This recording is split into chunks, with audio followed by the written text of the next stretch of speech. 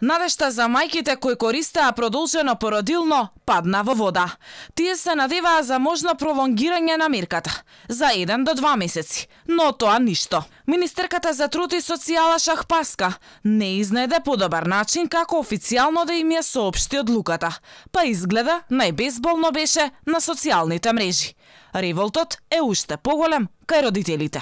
Тоа беше некаде така малку заскриено во статус на министерката Шахпаска на нејзиниот Facebook профил, каде што таа кажува дека не би било продолжено поради тоа што 1 месец не би сменил ништо.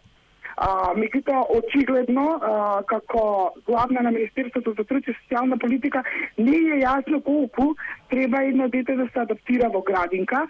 Незадоволството и револтот го насочи и за тоа што во новите антикризни мерки на владата за мајките кои останаа без работа или беа принудени да дадат отказ и да останат дома да се грижат за децата, не е издвоен ниту денар, барем за следните неколку месеци. Ја критикувам презентацијата на целиот сет на нови мерки кои што беа усвоени. Значи, реално децата се буквално ставени на последно место, односно дури и нема место за децата во оваа држава.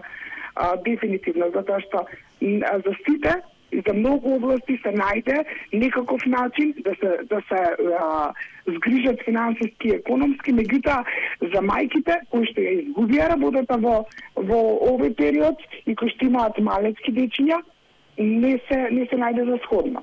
Инаку проблемот со градинките и натаму е сериозен. Освен што нема место за дечињата и условите во кои се приморани да го поминат дел од денот, не се според протоколите.